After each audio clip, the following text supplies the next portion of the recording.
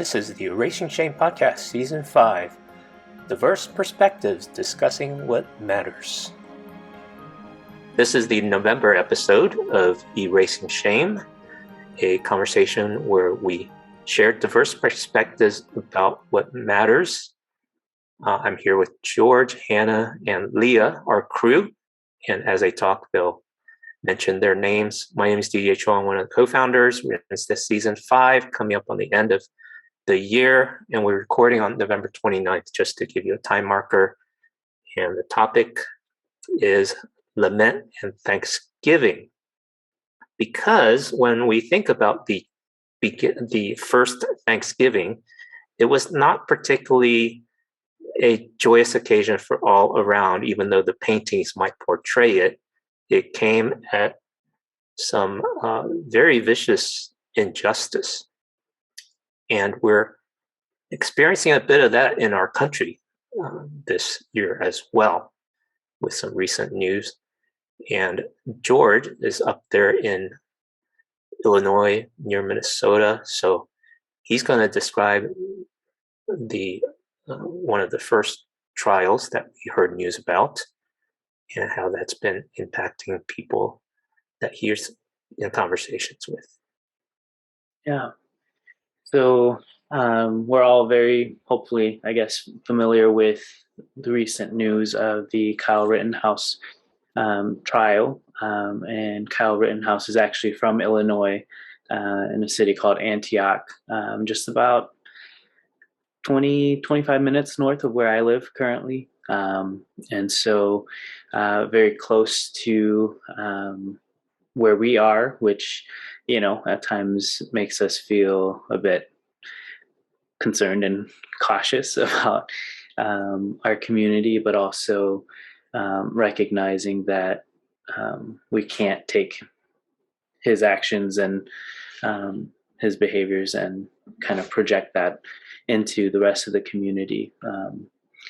But also recognizing that Kenosha, which is where his shootings happened, it's about an hour north, maybe not even an hour, 45 minutes north of where I live. And we have a lot of close coworkers and friends who also live in that area who are being impacted by the unrest and the concerns around how the verdict turned out. And so if you all remember, the shooting happened back in 2020, and it was after or during the protests of Jacob Blake's shooting, being killed by an officer, being shot 7 times. And so this has kind of been big across the news, and I think in our specific communities here, it's been difficult to kind of process because I think, one, there's been so much funding that's gone towards Kyle's defense. And I think for us as individuals who are from minority or, people of color backgrounds, it's really difficult to even fathom that kind of support and that kind of funding to go towards a defense of this nature. And then also just him being acquitted on all charges, and all of the messy pieces of the trial, from the judge to him being able to pick his own jury from a bingo game. Like it all hasn't set well with me or with many people in our communities. And I just want to kind of open it up to hear what some of your experiences are kind of processing through this, and if there are things that you're lamenting, ways that you are kind of seeing your situation in light of the verdict.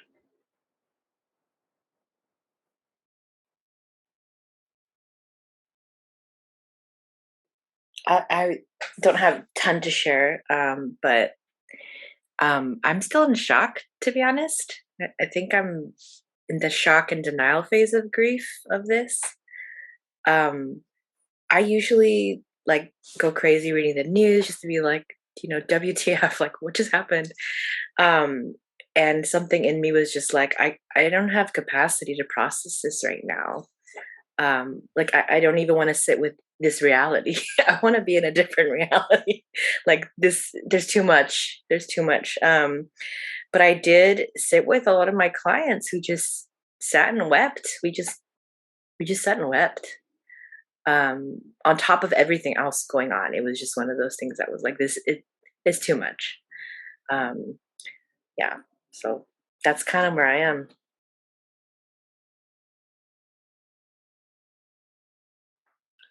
I've been bubbling with anger.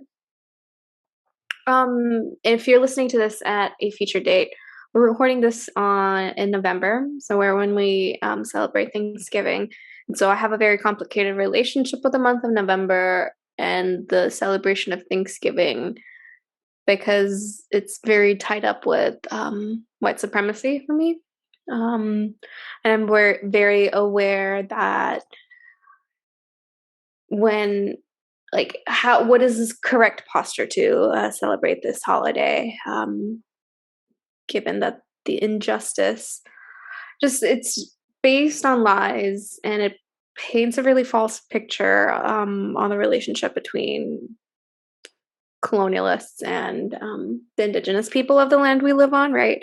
So I already have a very complicated relationship with this time of year, and going into the trial, I was actively trying not to follow it, but it was kind of hard to escape a lot of the clips online. Watching the judge baby him was infuriating. Watching the way he was trying to Kyle was trying to cry was just like really infuriating. It was just, so I knew what the verdict was going to be going in. So it wasn't a surprise or a shock, but there's just been a very, I've been just dealing with, oh my gosh, I can't, it was just like an onslaught of like anger that I had to like fight and like figure out and sit with. And it's complicated because it really does complicate my relationship with whiteness and white supremacy. Yeah, I'm kind of in the middle of all that messiness right now. Well, when you say complicated, did it complicate the conversations that happened around the Thanksgiving table? No, it complicated my understanding of how my relationship with the system that we live in. So when I talk about what it means to be living in a white supremacist system, let's take Thanksgiving for example. I was the past month I've been careful. I'm like trying to figure out, okay, how much of my money, who is benefiting from me shopping during the Thanksgiving season, right? Who, does Amazon pocket the money? Do small business owners pocket the money?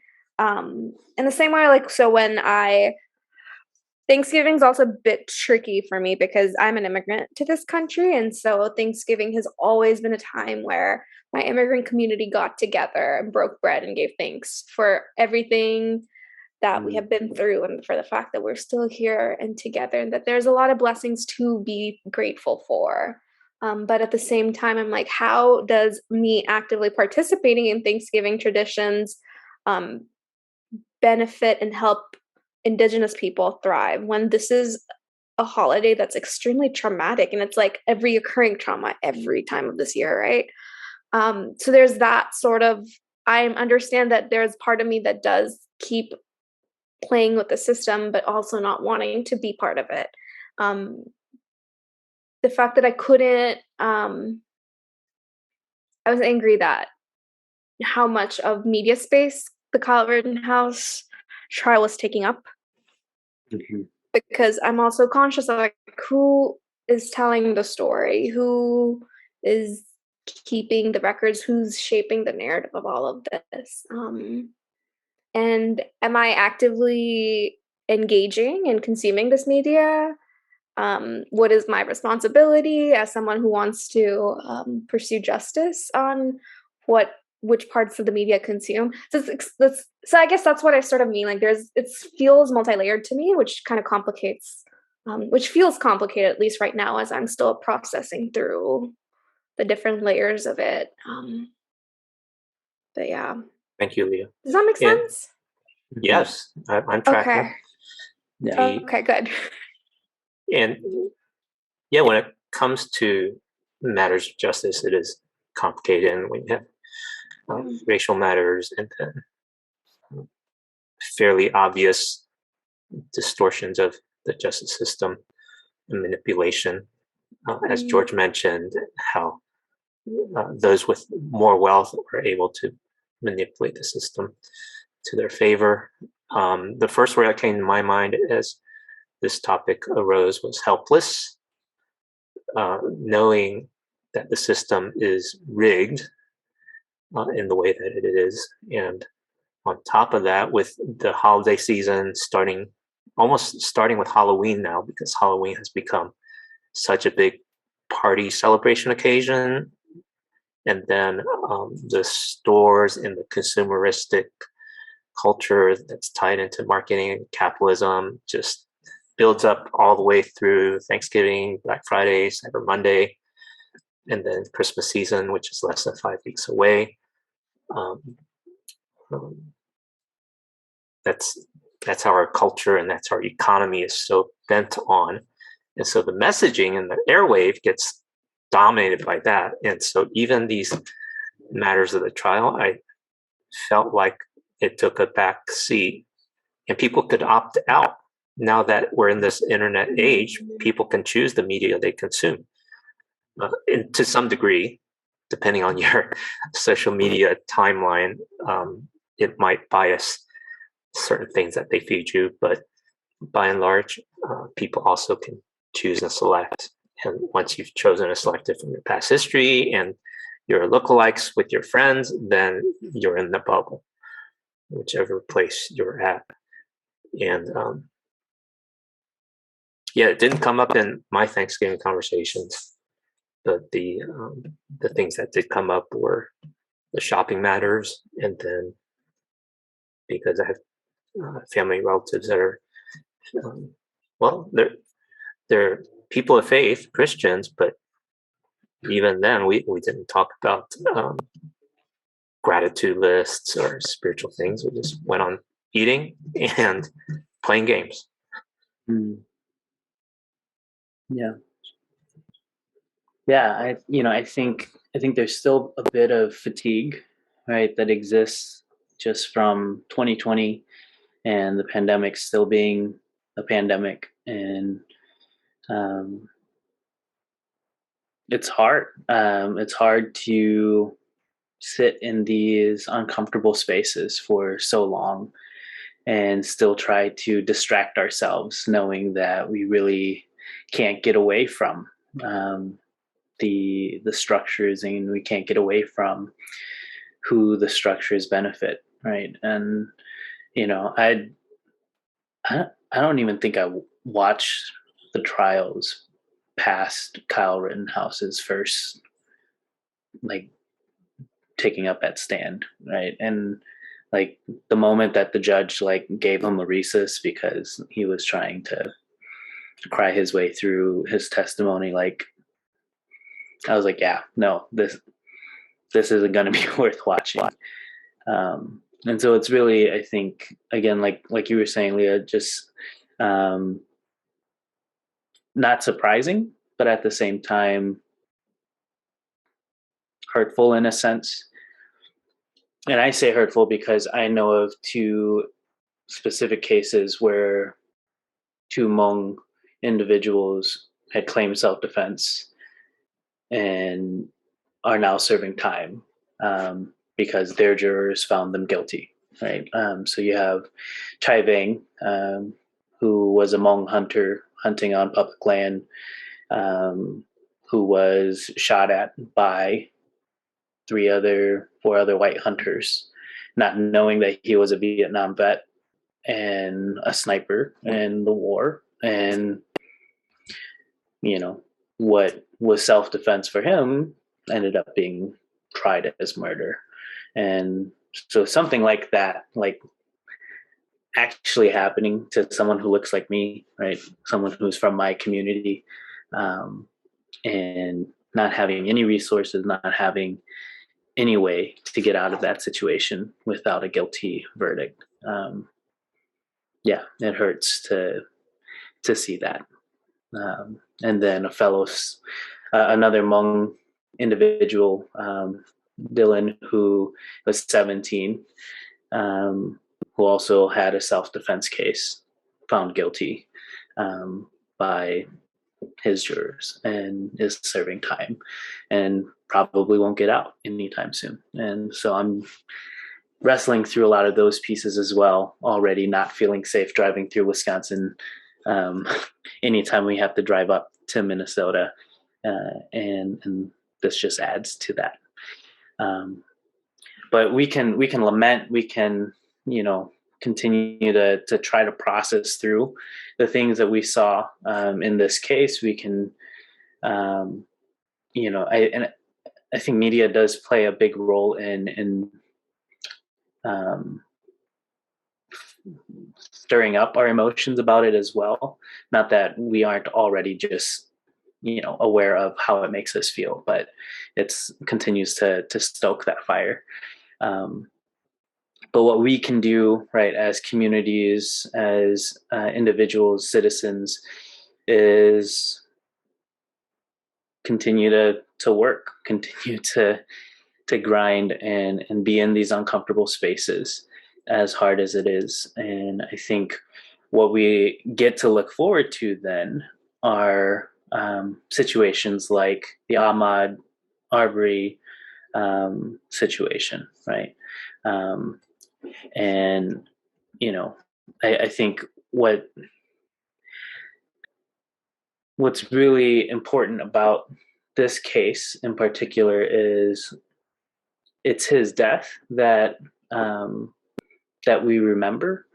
I'm trying to figure out. I can't remember the name of the men who were on trial, though. Do you guys remember their last names? Like McMichael. The McMichael, right, family, right? So it's their trial. They're the ones on trial. So if you hear someone saying the Ahmaud Arbery trials, it's not Ahmaud Arbery who's on trial. It was the McMichaels, right? And yeah, I just want to open the floor for some reflections and processing through, this other space where we've been holding our breath to see if justice was going to prevail. I'll go first again and keep it short. I think with the Kyle Rittenhouse, like I shut down. I just shut down, and I felt like I couldn't breathe. And I just everything just shut down. But with the Ahmaud Arbery, it was like I could kind of breathe again, and it felt like the difference between like helplessness and hopelessness, and just like what kind of horrible Twilight Zone hell have we landed in here versus oh, there's still hope. There's still so much work to be done, but we're slowly able to move in the right direction. But the contrast is still like, I think my mind is still like broken from trying to be like, what? Like, how could both of these things have happened in the same universe and reality? Yeah, I'm just really stuck.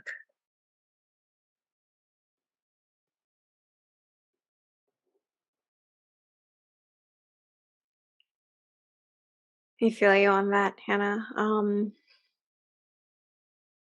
It's been weird couple of months, like because I just recently moved. I'm sort of settling in.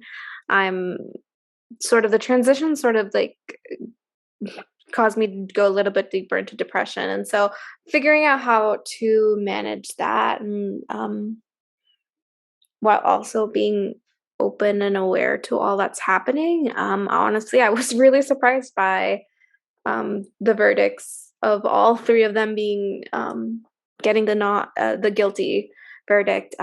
It felt like it was like a really small burst of hope for like.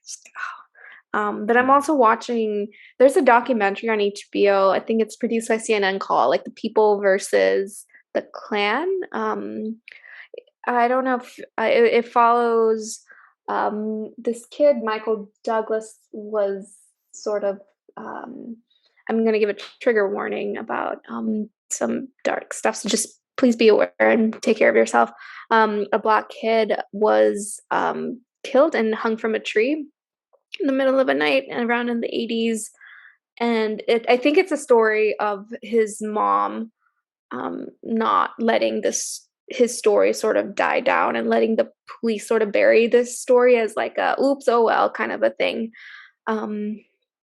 And so I'm making my way through the documentary series pretty slowly, and trying to demystify. I'm just trying to understand and make sense of a lot of it as well, right?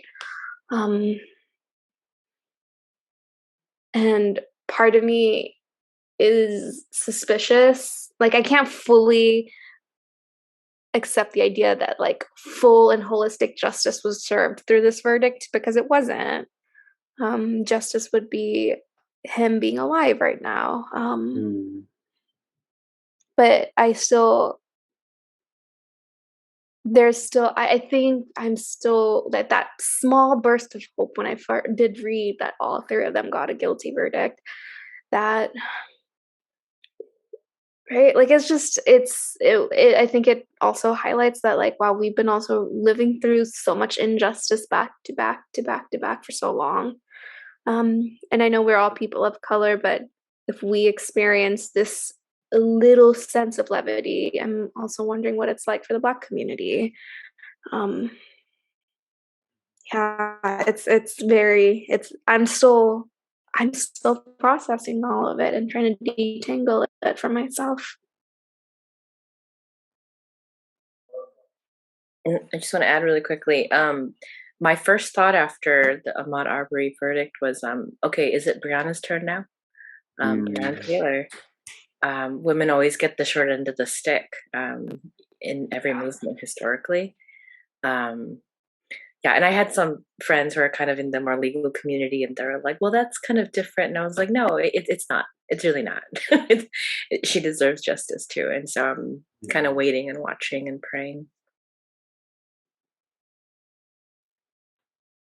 Yeah, so as we experienced this, not just these two trials, but the many others that have been going on this year and last year, it feels overwhelming, and it's a sad state of affairs. And it seems powerless for most of us because we're not lawyers, and even if we were, we wouldn't be able to work on that case. And yet there's something that's helpful with lament, since that's been mentioned. And I'm going to lean into a little bit of the expertise of George and Hannah as they work with the human psyche.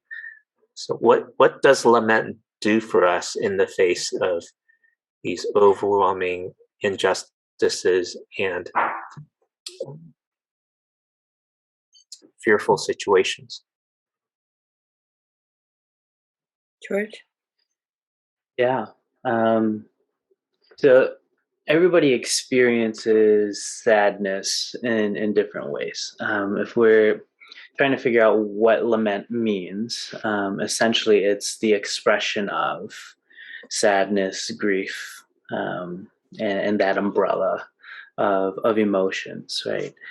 Something wrong has happened, something that shouldn't have happened has happened, and we are expressing what we are feeling towards that wrong event, that behavior, that action, whatever it might be. And a lot of us struggle with being okay with expressing those emotions, right? We kind of get into our mind that there are good and bad emotions. Mm-hmm. And we think of sadness and grief as bad emotion. We think of feeling hurt as bad. But I think it's important to recognize that there are no good or bad emotions, but that there are emotions because our body, our mind is trying to tell us how we're experiencing different events and what's important to us, when we experience these things. And so if you are feeling frustration, anger, sadness, hurt, right? All these emotions that might be tied to the injustices that we're continuing to see and experience. That lament actually allows us to go through the proper process of expressing those emotions. And very quickly, I just, the image that I often give when it comes to expressing emotions, it's like coming home on the last day of school, right? And you didn't eat your tuna salad sandwich for lunch and you left it in your lunch bag, and you threw your lunch bag and your backpack into the closet and started summer. And 2 weeks later, you start to smell something coming from the closet and you're like, shoot, I should have dealt with that earlier. And now there's a bigger mess to deal with.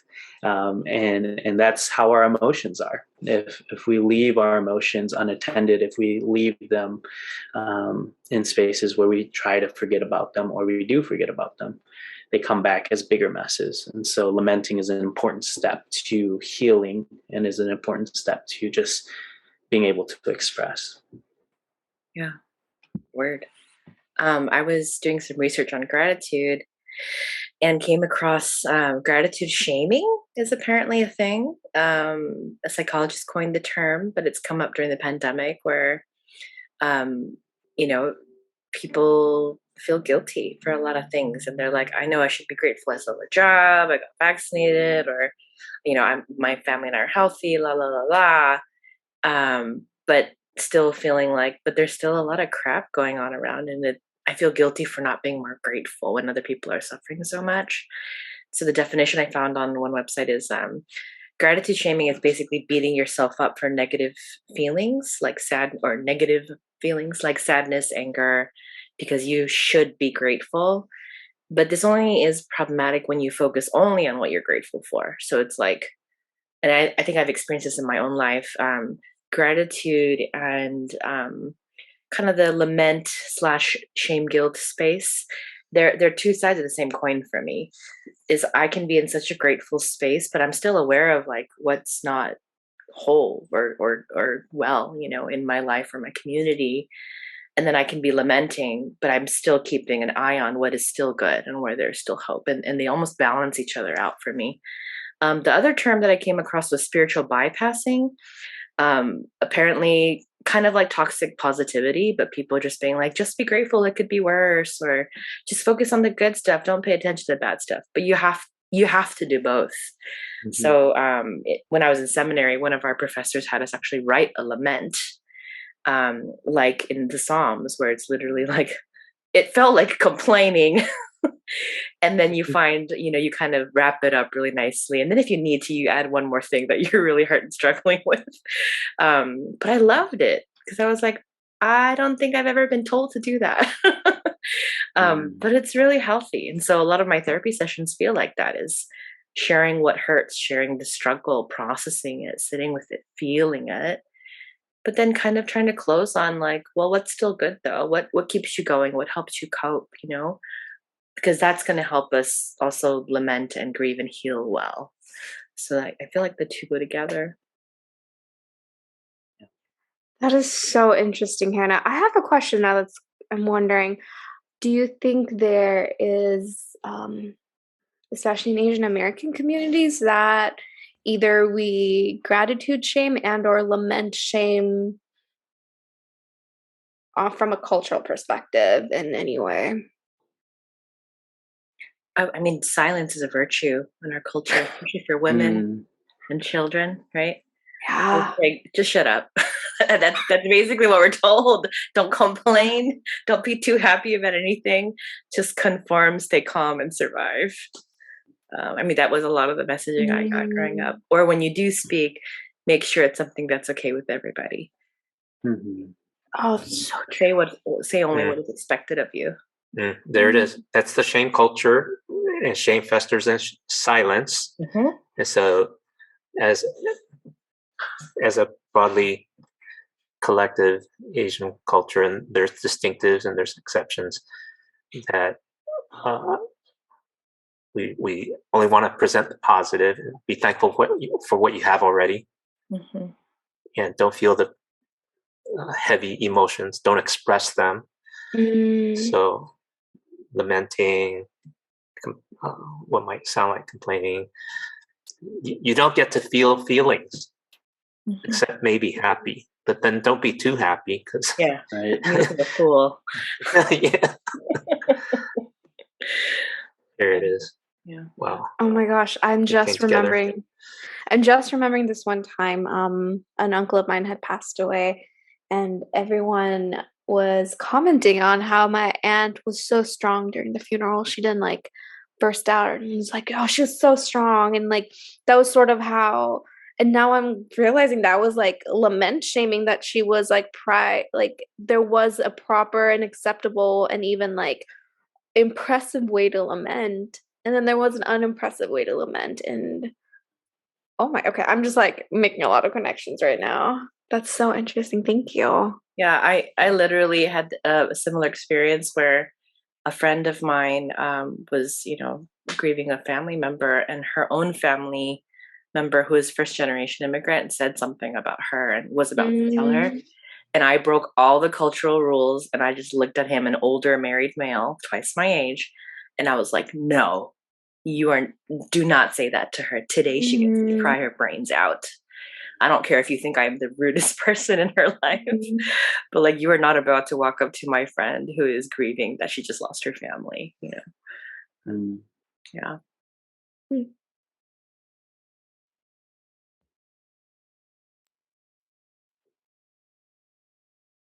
Well, that's intersectionality at its best, and convergence, and it brings together our human condition.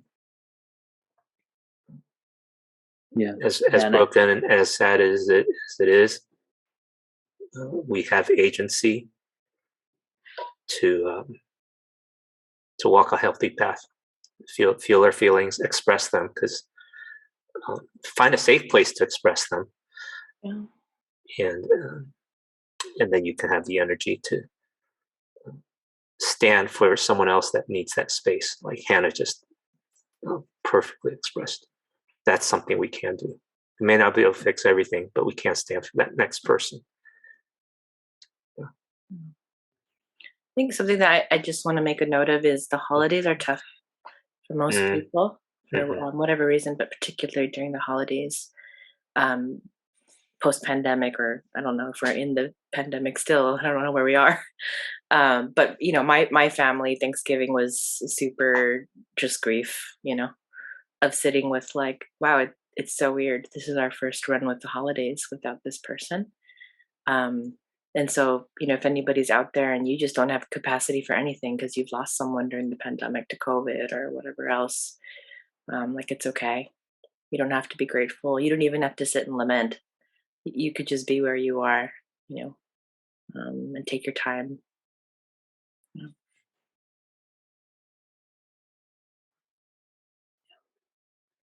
I think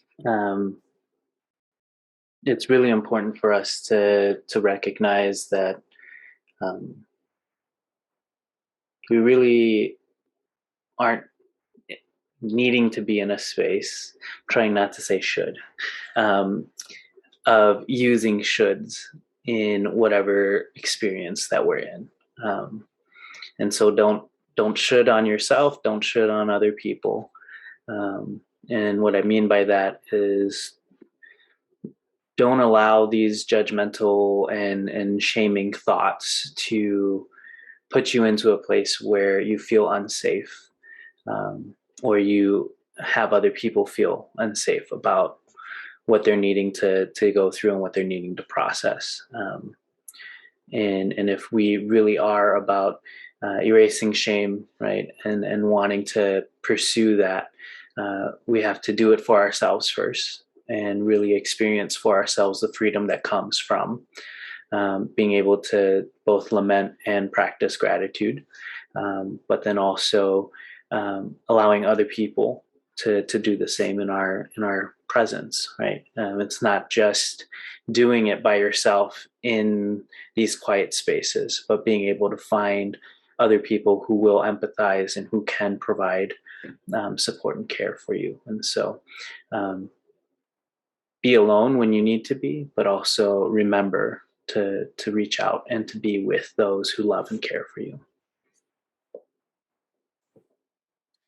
Thank you, George. Thank you, Hannah. Thank you, Leah. And that's the space that we want to hold and continue as the Erasing Shame podcast. As we wrap up this episode, I have a short announcement to share. Last week, we just became a nonprofit project. And so we will be able to receive your donations, and you get a tax deductible benefit. So that will help us to have some additional resources to produce more helpful conversations, stories, and content, and reach more people with the hope and the freedom that comes from erasing shame. There's a donate link right there at erasingshame.com. And for the first $2,500 donated, the fiscal sponsor, that's the technical term for this, will match that dollar for dollar. That means if you donate $20, that becomes $40 coming in to Erasing Shame. And what we're planning to do is something like we did in the summer of 2018, where we had a special summer series, Erasing Shame, about mental health in Asian American communities. We haven't decided on exactly what the series will be, but that's what we're aiming towards, is producing a special series about erasing shame on a particular topic, and then add some marketing punch behind that. And so we can build some binge watching or binge listening for those who are new to the Erasing Shame message. So Giving Tuesday is the day I'm releasing this episode. So that's a global campaign, pretty awesome. And then I'll also mention that there's I don't want to squeeze all this in, but I kind of want to mention it, that if you don't itemize on your income taxes, so I'm assuming that you file taxes if you're a listener, although some of you teenagers might not, but 90% of taxpayers do not itemize. However, if you donate up to $300, that gets deducted without itemizing. So it's like if you donate $300, you get at least $30 up to around $100, depending on your tax bracket and all these other factors. You get that money back. So as you give, you get money back.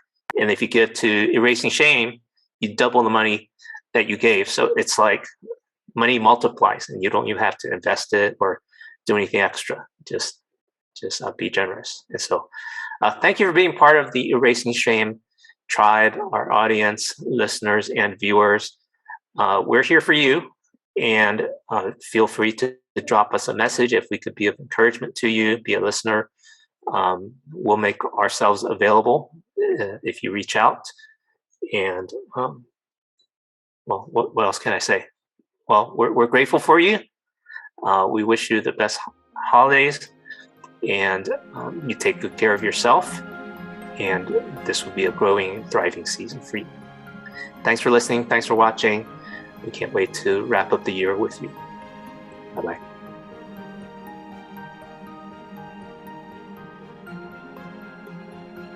Thank you for listening to this episode of the Erasing Shame podcast. Check out our website at erasingshame.com. We would love to hear your comments and questions.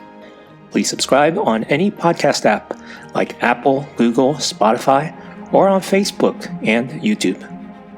And please add a rating, a review, and a share so more people can experience the freedom and healing that comes from erasing shame.